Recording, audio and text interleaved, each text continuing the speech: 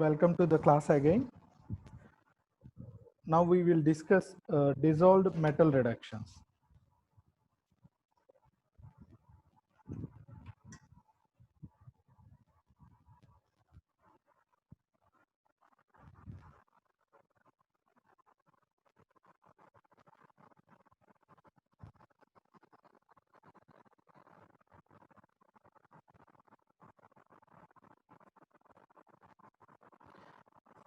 The general reagent is sodium in liquid ammonia. The solvent is ammonia. The general reagent is sodium in liquid ammonia. We also use some co-solvents. Generally, we use proton source co-solvents, protic solvents like ethanol or butanol. What is the reaction? The reaction is a reduction of a ketone to an alcohol. Here it is a thermodynamic control. It is thermodynamic control. So more stable product will. It is a 2-electron reduction. Of course, carbonyl to alcohol is a 2-electron reduction. I will give the mechanism first, and then we will discuss about the sodium in liquid ammonia, its reactivity and properties.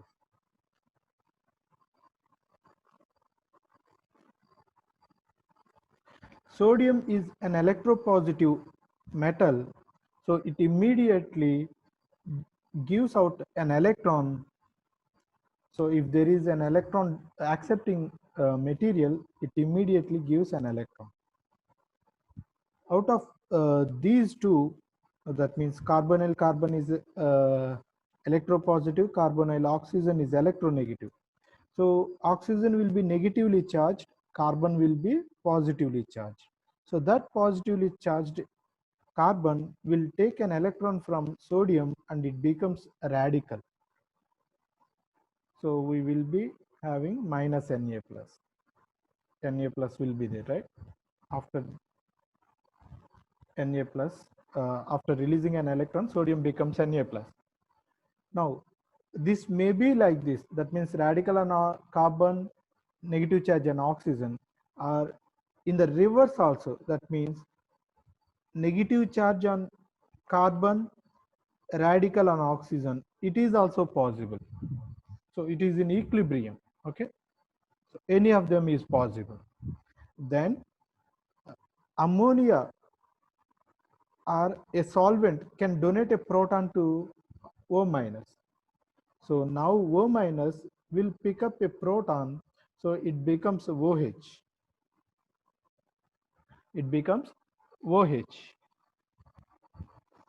Then when we add one more sodium metal, then it donates one more electron. So the radical now becomes negatively charged. So the carbon radical, after taking one more electron from sodium, it becomes negatively charged. And finally, we can use some co-solvent.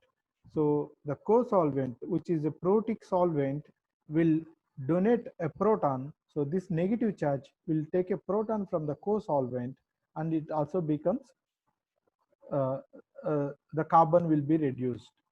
Okay, so this is how we can reduce a carbonyl to an alcohol using sodium in liquid ammonia. Yeah, please take the notes.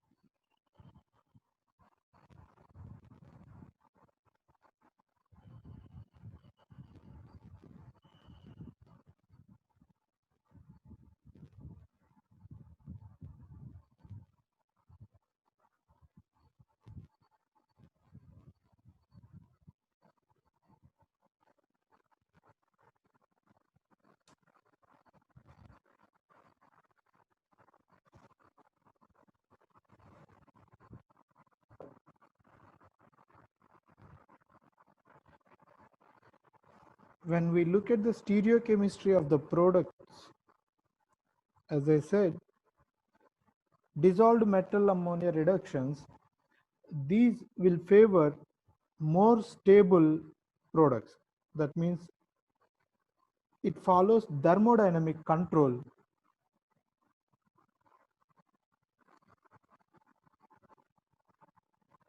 It follows thermodynamic control.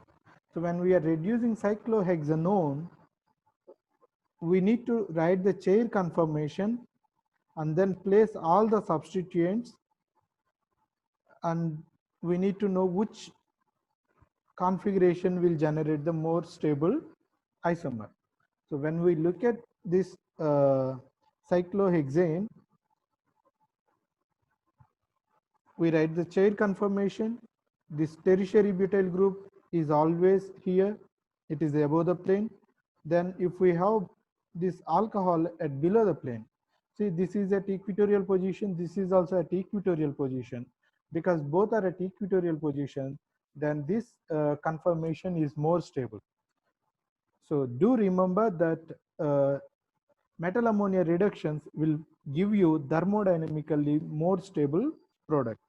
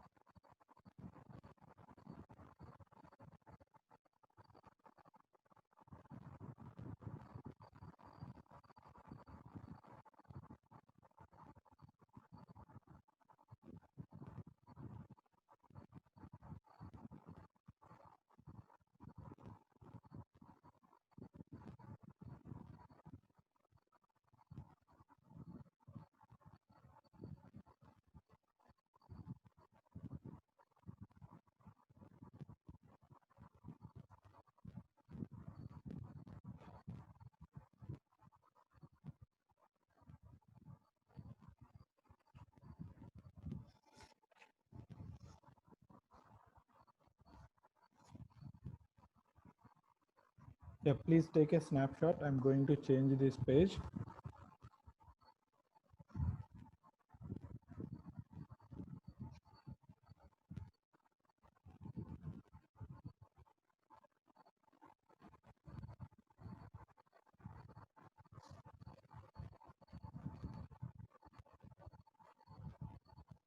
Okay.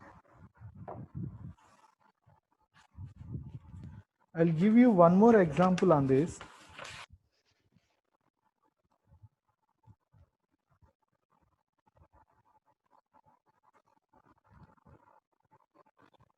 When we want to reduce this cyclohexanone,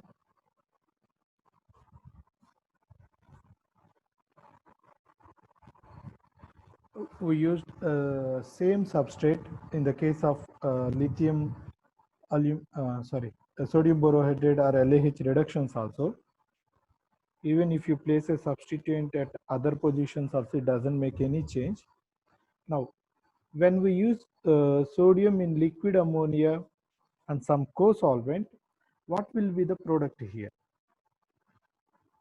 To understand the stability, understand the product formation, we must write the chair conformation first.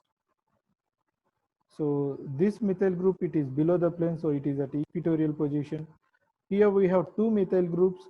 One is equatorial position, one is axial position. Of course, this tertiary butyl group is always at equatorial position, right? So out of these substituents, the methyl group, which is above the plane, that means which is at axial position, it will create spherical crowding around the carbonyl.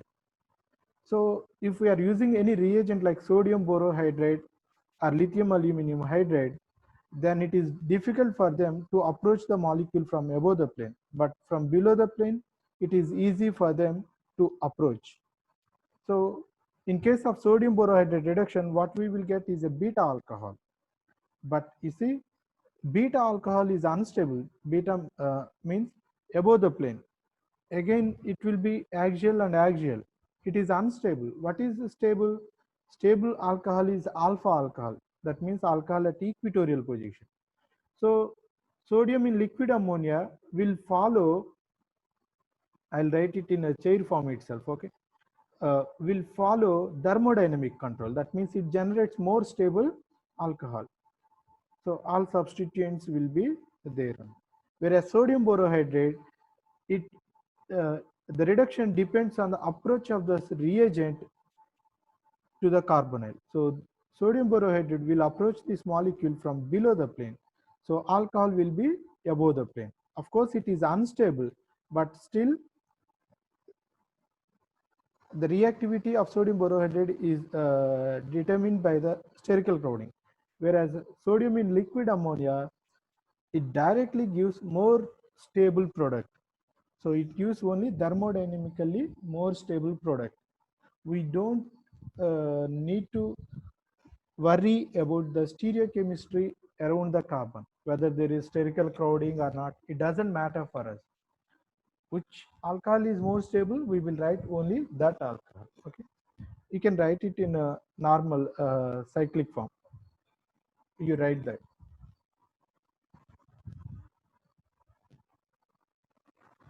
So here it is the major. Here also it is the major. It is just exactly reverse.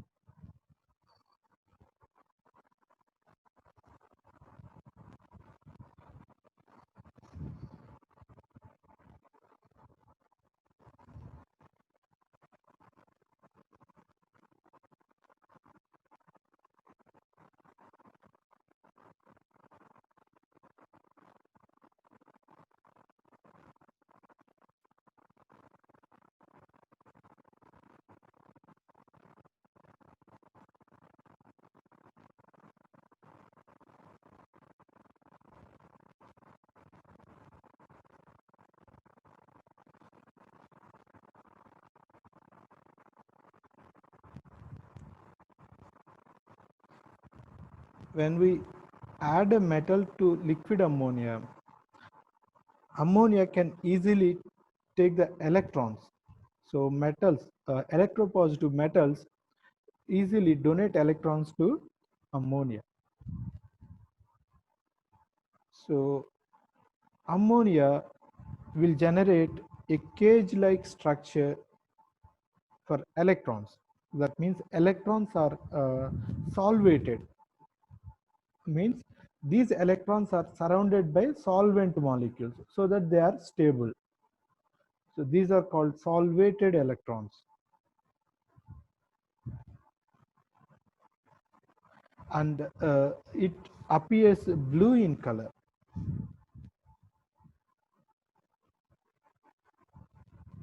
And remember, it is very dangerous reaction. As you know, whenever you might have thrown some sodium metal in the sink during your practicals, so it is like a hygroscopic reaction, right? It easily catches fire. So the metal ammonia reductions are very dangerous. You must be very careful while performing these reactions. Okay, because we are using all flammable solvents. Co-solvent is flammable.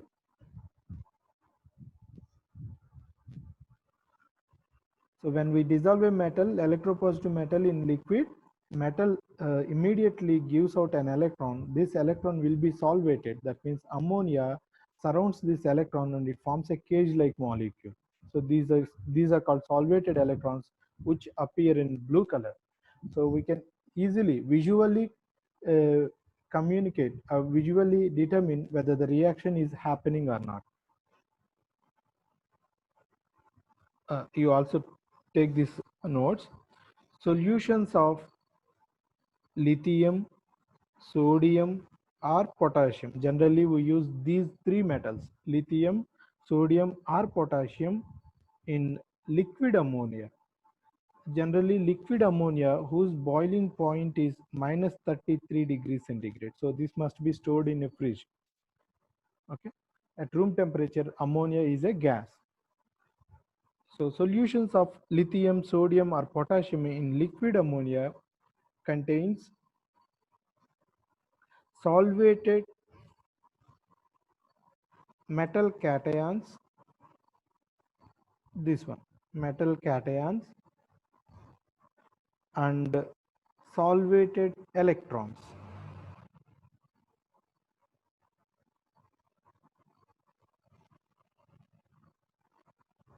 These solutions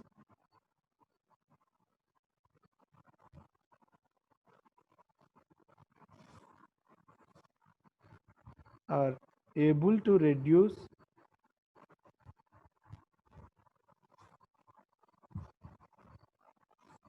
alpha gamma unsaturated ketones, alpha gamma unsaturated ketones to ketones. That means in a enone only double bond will undergo reduction. Of course, carbonyl we are discussing, so I am not again repeating that. And aromatic substrates.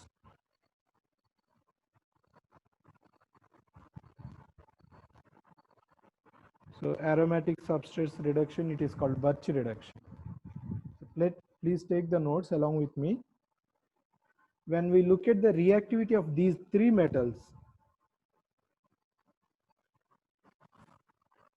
lithium is very, very reactive. So generally we avoid using lithium for the reductions, whereas sodium is okay, potassium is even less reactive. So when we look at the reactivities, for example, potassium reactivity is 1, then sodium reactivity is 2 times to potassium, whereas lithium reactivity is 3 times to potassium. Okay, so sodium is a best metal for these metal ammonia reductions. People also use lithium, but please avoid using lithium.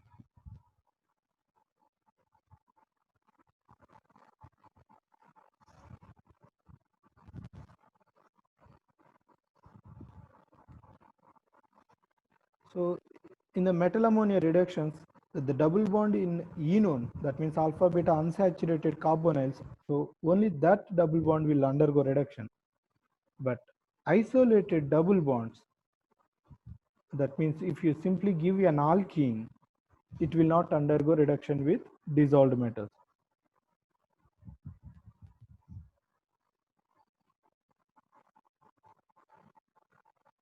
So isolated double bonds are inert to dissolved metal reductions.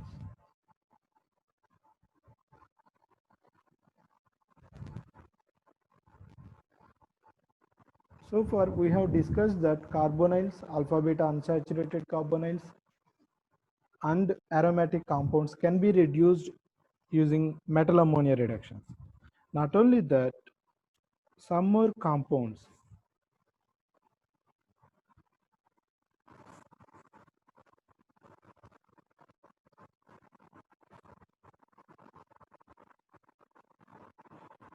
so some more compounds that includes alkynes. So alkynes can be reduced to alkenes, conjugated dienes, conjugated dienes can be reduced to alkene, allylic or benzylic halides. Allylic or benzylic halides uh, and the ethers, that means allylic and benzylic ethers, can also be reduced to alkenes.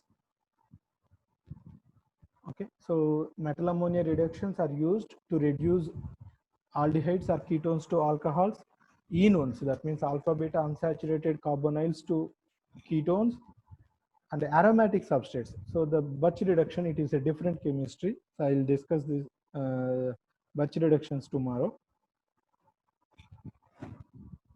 Similarly, we can also reduce alkynes, a triple bond to a double bond. A conjugated diene, 1,3 butadiene, can be reduced to 2-butene. That means a diene can be reduced to alkene. Similarly, allylic or benzylic halides and ethers can be reduced to cleave the carbon halogen bond or carbon oxygen bond. Okay, here we are not reducing the double bond. In allylic system, we are not reducing the double bond, we are cleaving the bond between carbon and halogen if it is an allylic halide, or carbon and oxygen if it is an allyl ether.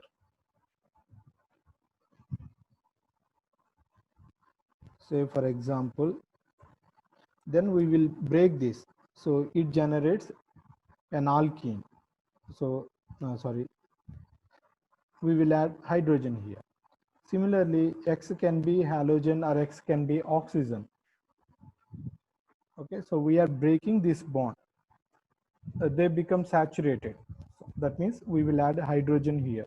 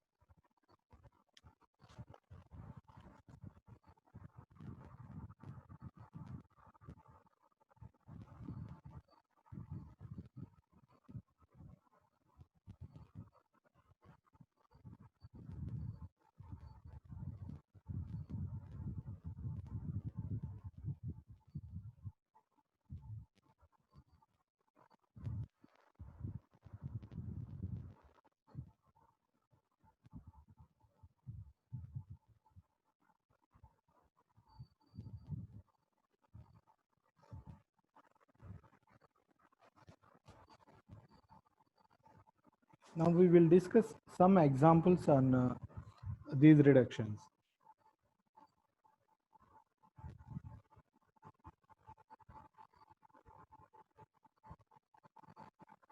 This substrate, when we reduced it with hydrogen and palladium and carbon,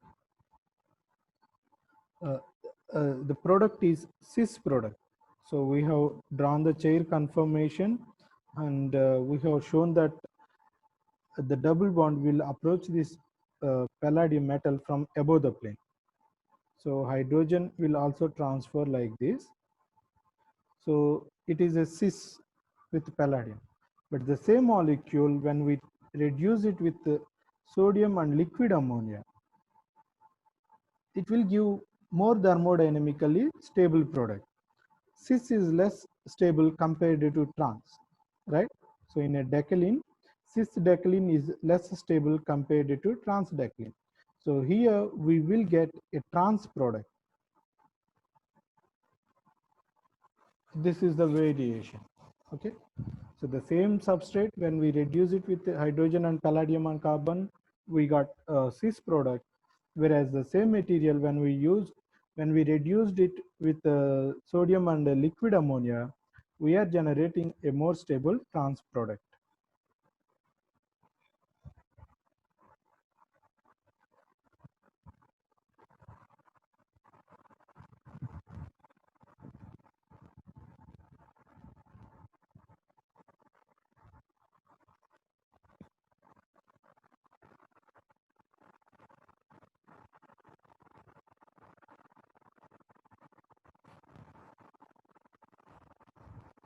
I will explain the mechanism also.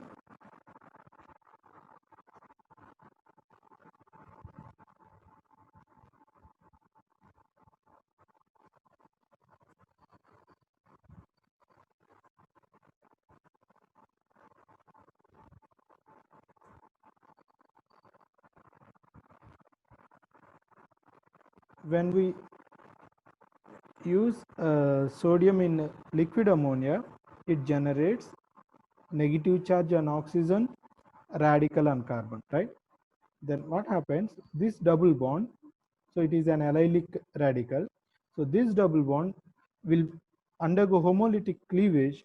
So it generates a radical here, a radical here. So this radical will come this side and it generates a double bond. So this will undergo tautomerization. Sorry, it will be in equilibrium with this double bond, radical and negative charge. Okay. Then, of course, we know ammonia will give a proton to this. So the enolate ion now becomes enol.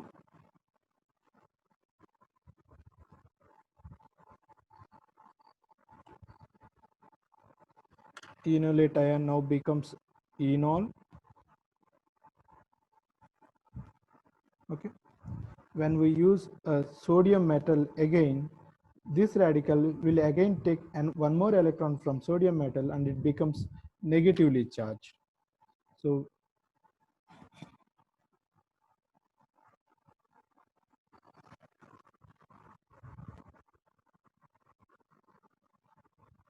enol will undergo tautomerization to give ketone. At the same time, this radical will take one more electron from sodium, so it generates an anion here. Because it follows thermodynamic control, so it takes one more proton from a co-solvent. It takes one more proton from a co-solvent, so it generates this trans Dechlin system.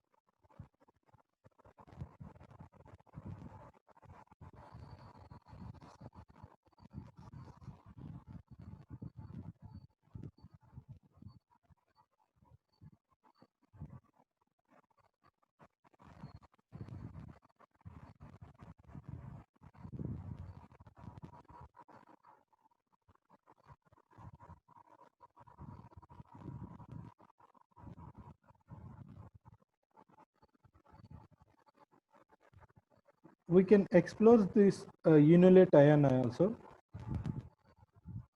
For example, instead of protonation and oxygen first, if it undergoes protonation first, it will have unilate ion.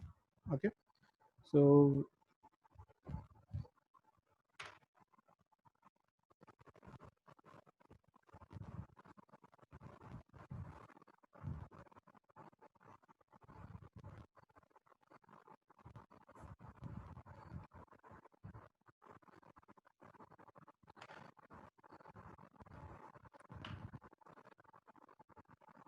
we will have a negative charge on oxygen, negative charge on carbon. So instead of protonation on oxygen first, if it undergoes protonation on carbon, then we will have unilate ion. This unilate ion can be explored in different ways. For example, if we add a proton source like a co-solvent or some dilute acid, then the proton will be added to O minus, so it becomes enol. It becomes enol, so it will undergo tautomerization to generate the ketone. But the unolate can also be used for alkylation using some alkyl halide. So O minus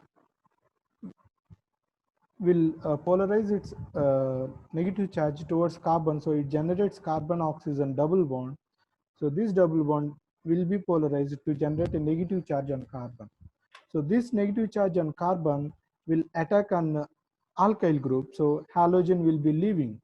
So if we add an alkyl halide to enolate ion, we are generating alkylated product. We can also do condensation, aldol condensation type molecules.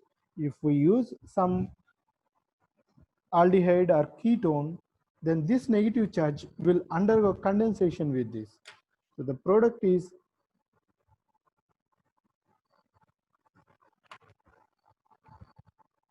OH. Of course, all these things were well discussed during unilate chemistry. Okay, so the same thing. Uh, just add metal ammonia, then followed by either a co-solvent or a dilute acid or saturated ammonium chloride. We are getting the usual product.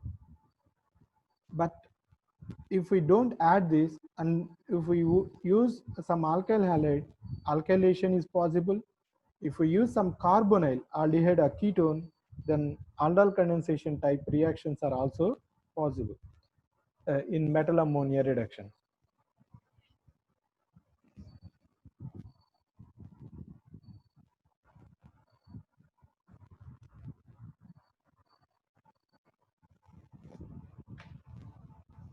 Yeah, we have 3 more minutes. If any one of you having doubts, please ask me.